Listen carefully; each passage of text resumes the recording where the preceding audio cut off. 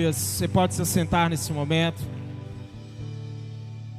E eu quero convidar você nesse momento a abrir sua Bíblia comigo.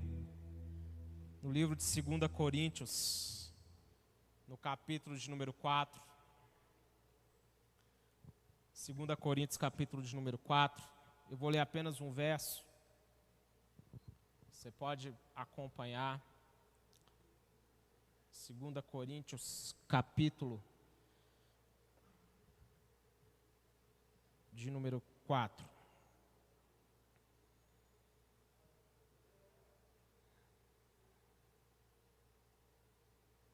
Diz assim, verso de número 18. Assim, fixamos os olhos, não naquilo que se vê, mas não no que se vê, mas no que não se vê. Pois o que se vê é transitório, mas o que não se vê é eterno. Amém? Feche seus olhos mais uma vez, eu quero orar com você.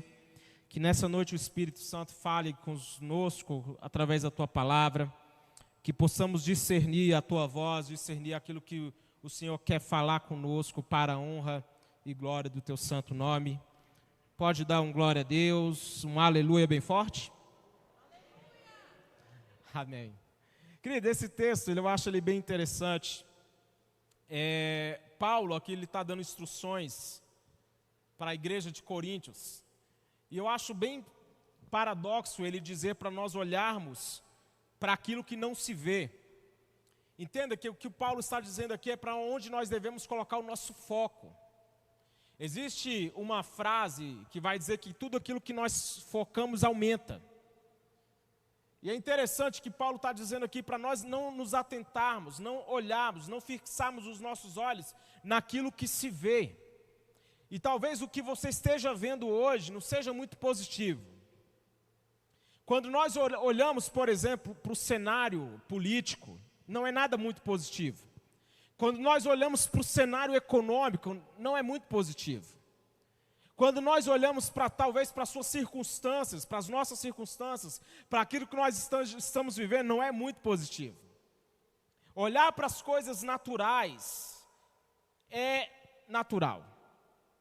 Mas nós não somos seres naturais, nós somos seres sobrenaturais. Amém ou não amém? Quantos entendem isso?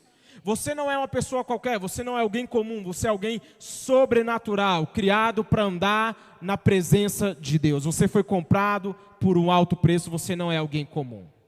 E o desafio que nós temos é justamente não olharmos para as coisas que se veem, não fixarmos os nossos olhos nas nossas circunstâncias.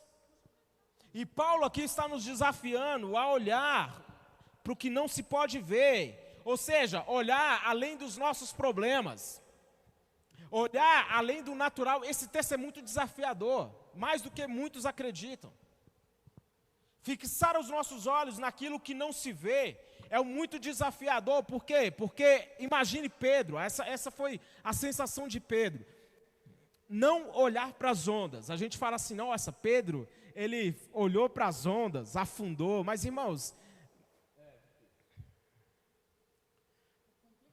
sair do barco já foi fora da curva, já foi uau. Agora, dizer para um homem, olha, você está aqui, andando sobre a água, não olhe para as ondas, não olhe para o que está acontecendo ao seu redor, isso é muito desafiador. Hoje eu quero desafiar você a tirar os seus olhos do que está acontecendo ao seu redor e colocar os seus olhos para o alto, olhar para cima, de onde nos virá o socorro. O nosso socorro vem do alto, o nosso socorro vem do Senhor. Mas é desafiador sim, nós tirarmos os nossos olhos das nossas circunstâncias. Como eu falei, tudo aquilo que nós focamos aumenta. Colocar os nossos olhos nas circunstâncias, muitas vezes dá poder para elas, dá poder a elas sobre as nossas vidas. Quando eu fico olhando muito para as minhas circunstâncias, quando eu fico me movendo muito pelo que me acontece, eu me torno uma pessoa reacionária, eu só reajo, eu só fico respondendo aos problemas, às situações. Ei, comece a olhar para o propósito que Deus tem para você. Olha, queridos, eu sei que isso é, como eu falei, é desafiador. Eu fico imaginando o desafio que foi para o povo de Israel quando estava no deserto, não se olhar para a sua própria vida, olhar além daquele deserto, olhar além do que eu estou vivendo no momento e acreditar que tem uma promessa. É desafiador, mas é assim que nós devemos nos mover, acreditando que tem uma promessa para nós. Quem aqui tem promessa de Deus? Quem tem promessa? Então que sejam as promessas de Deus que estejam guiando você, guiando as suas escolhas, guiando as suas decisões, guiando os seus sentimentos, que seja a promessa de Deus que está guiando os seus passos. Nós não podemos viver circunstanciados e dizer que vivemos por fé. Dizer que tem fé e viver apenas respondendo às circunstâncias não é fé. Dizer que tem fé e não acreditar no impossível é inútil. Porque a fé, entenda, ela não respeita contingências. A fé, ela não respeita coisas naturais, ela quebra isso, ela vai além. A fé, ela nos faz olhar para o impossível e dizer, isso pode acontecer na minha vida. É falar assim, nossa, para esse ano de 2020 eu não tenho saída. A fé diz, é possível eu viver o extraordinário de Deus ainda esse ano. É possível que milagres aconteçam. É possível que a cura venha. É possível que milagres aconteçam. A fé, ela nos faz viver assim. É quebrar a lógica das circunstâncias. Agora entenda, existem algumas visões que são prejudiciais. E a primeira é a visão de gafanhoto. A Bíblia vai falar sobre isso quando vai citar lá em Números capítulo 13, que vai dizer assim, eu vou abrir aqui só um instante.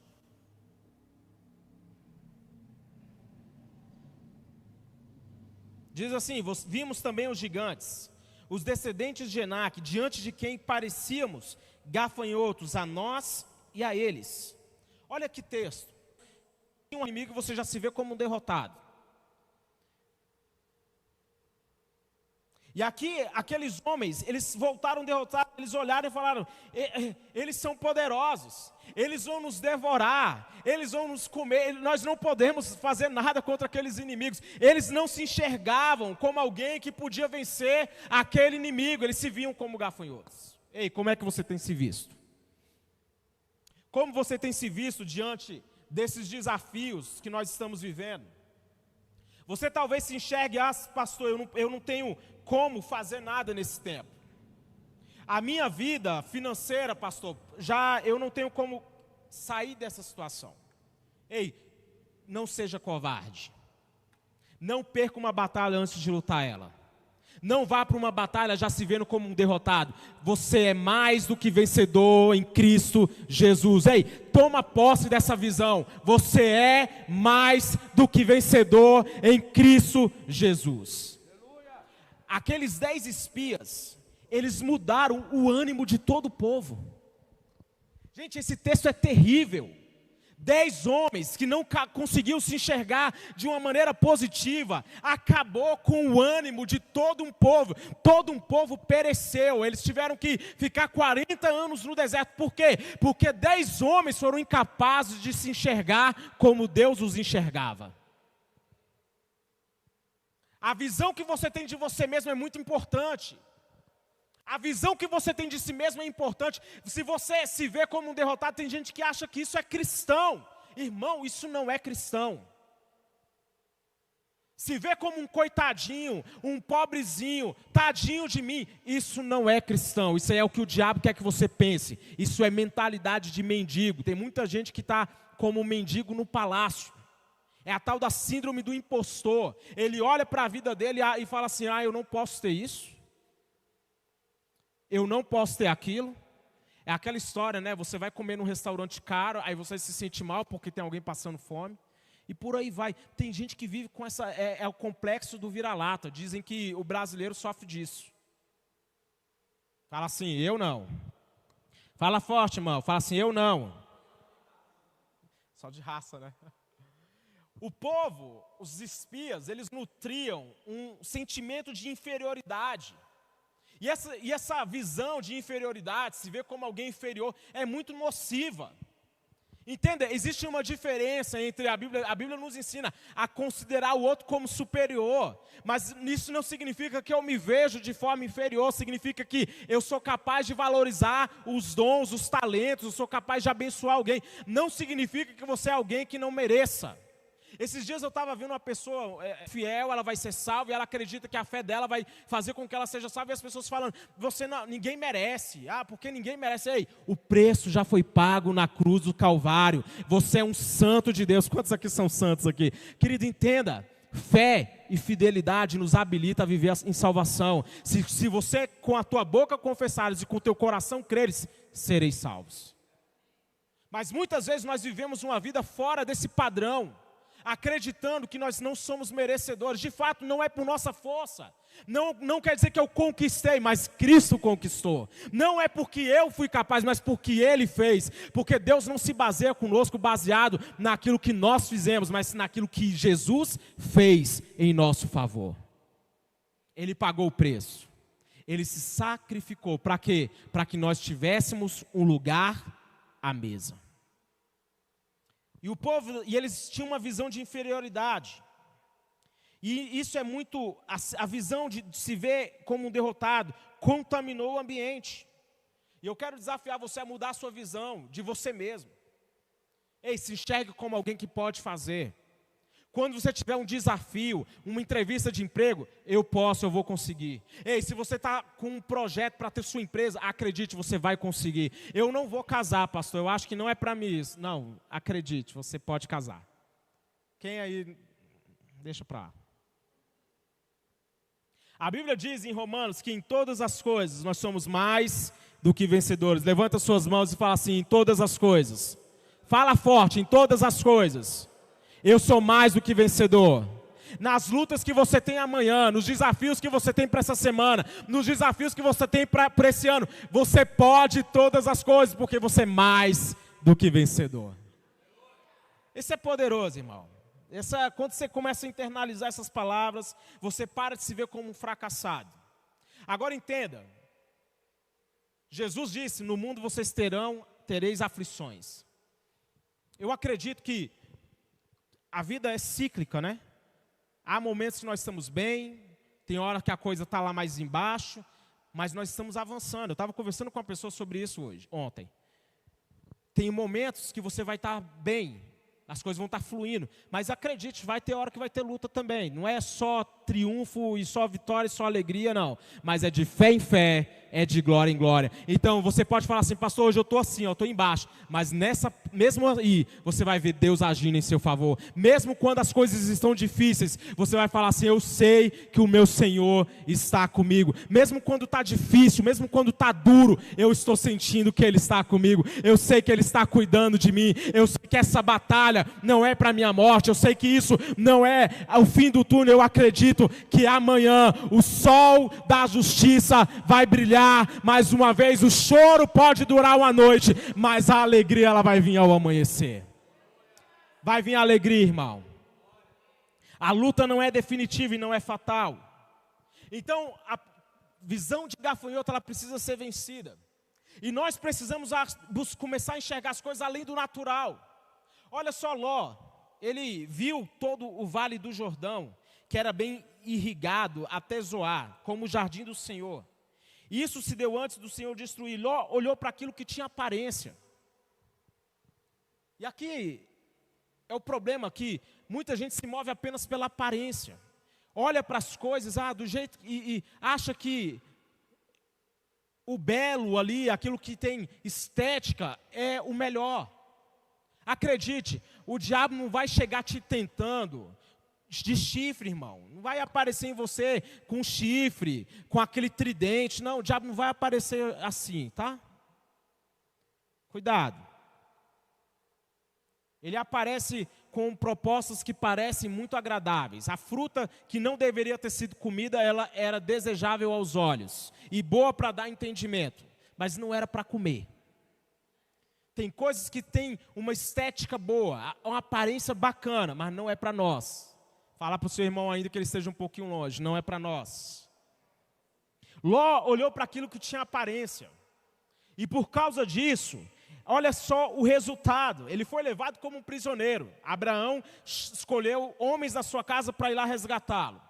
Os anjos tiveram que insistir com ele para tirar ele da cidade. A mulher dele virou uma estátua de sal. Ele se deitou com as filhas. E dessa relação incestuosa nasceram os midianitas e um outro povo lá que eu não lembro. Quem? Moabitas. E é interessante nós vermos que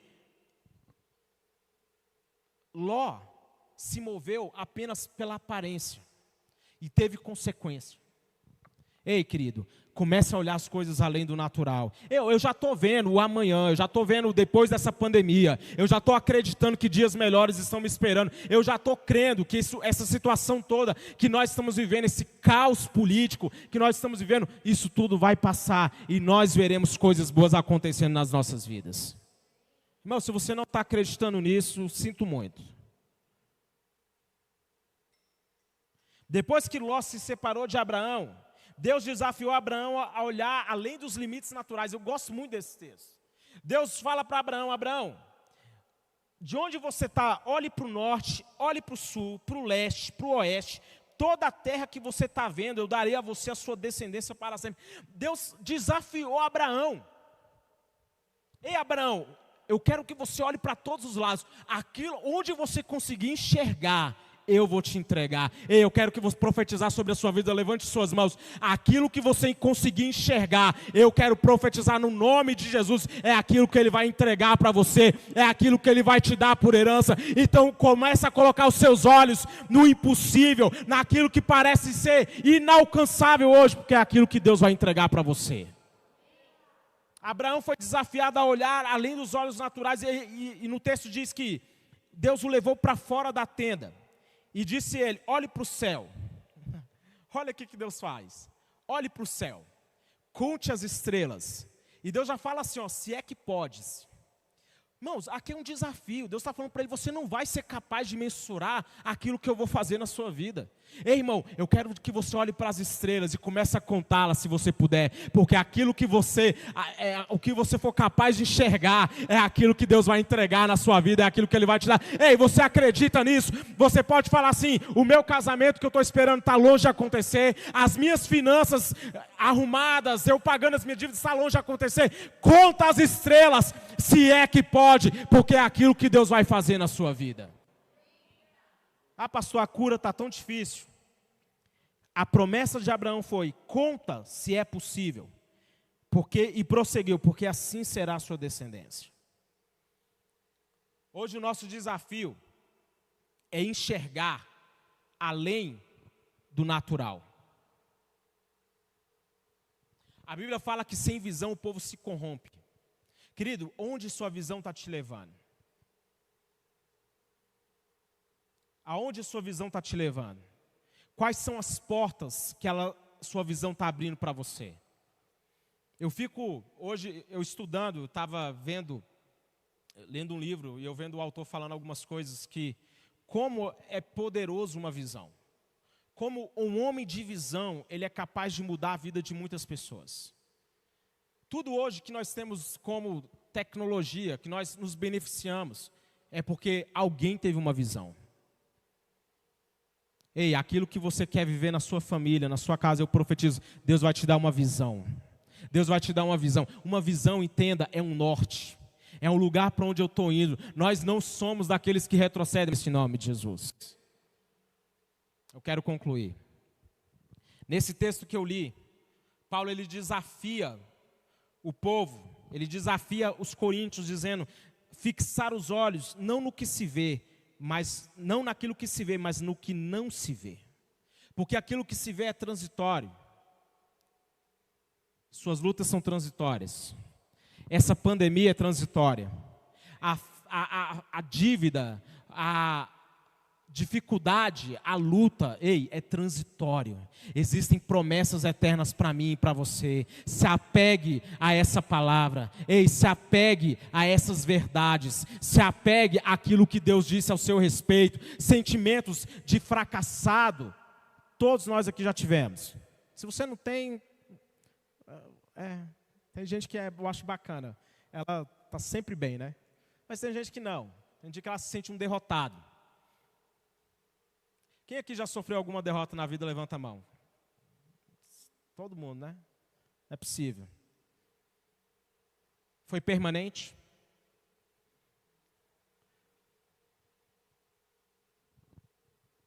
Foi permanente?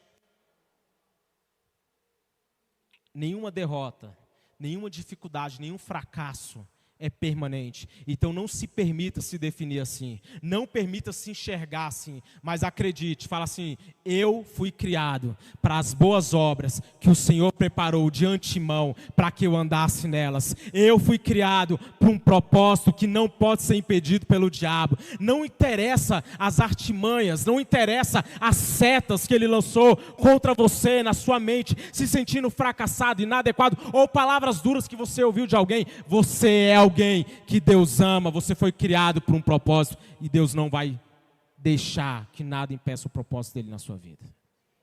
Eu quero orar com você nesse momento. Se coloque de pé.